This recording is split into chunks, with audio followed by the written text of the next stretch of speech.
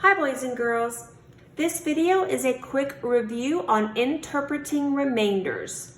A remainder is what is remaining after dividing when you can no longer divide equally.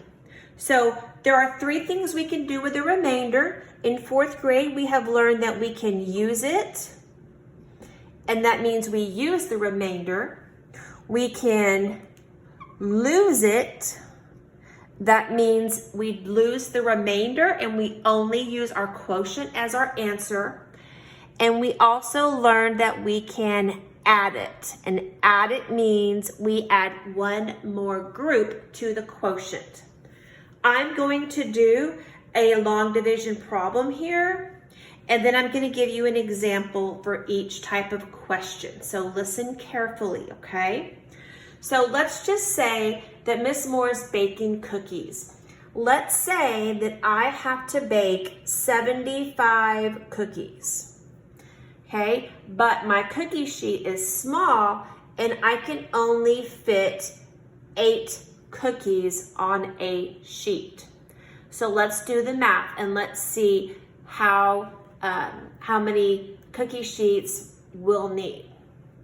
So 75 divided by 8, that is almost a basic fact. I know that 9 times 8 is 72, and so that gives me a remainder of 3. Now, I'm going to show you an example for each question using this math. So listen carefully, okay? Remember, I gave you the example that I had 75 cookies, but only 8 will fit on a sheet. So listen as I give you an example for each type of question. When interpreting a remainder, your question on your problem is key. It's going to tell you what to do. You just have to look for the right words and you have to think about what it's asking. So let me give you an example of a use it. This is when we would use our remainder. Here's an example for your question. My question might say, okay, I had 75 cookies to bake, only 8 will fit on a cookie sheet. How many cookies will be on the last cookie sheet? The last cookie sheet will have 3. That is a case of use it. Okay, let's talk about the lose it, okay? So lose it means when you have a remainder, you're gonna drop it. That's not your answer, you're losing the remainder. Your quotient is your answer. So let me give you an example question where lose it might be what you have to do. Here's my problem. Miss Moore had 75 cookies to bake. 8 cookies could fit on a sheet. How many full cookie sheets will I have? The answer would be 9 full sheets. 9 cookie sheets will have 8 cookies on them. Those are full. The last one, remember, we said would have 3, and it would not be a full cookie sheet because it only had 3. It didn't have all 8.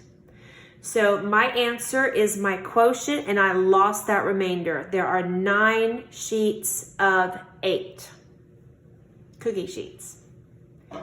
The last thing we would do with our remainder is we would add it. And add it means you just add one more group. You don't add the 3 to your quotient. You add another group. Here's an example question. Miss Moore had 75 cookies to bake. Each cookie sheet only held 8 cookies. How many total cookie sheets, or how many cookie sheets in all will I need? And the answer to that would be, well, I know I'll have 9 sheets of 8. I'm gonna need one more cookie sheet to hold the 3 cookies. So altogether, I'm gonna need 10 cookie sheets. That last one will not be full, but all together I will have 10. That is an example of add it.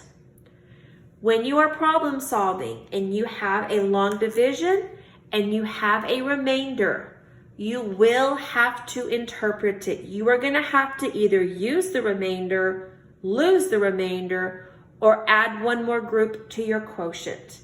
And to figure out what you have to do, you have to look at the actual question to help figure that out. Okay? I hope this review helped you with interpreting remainders. Thank you for watching.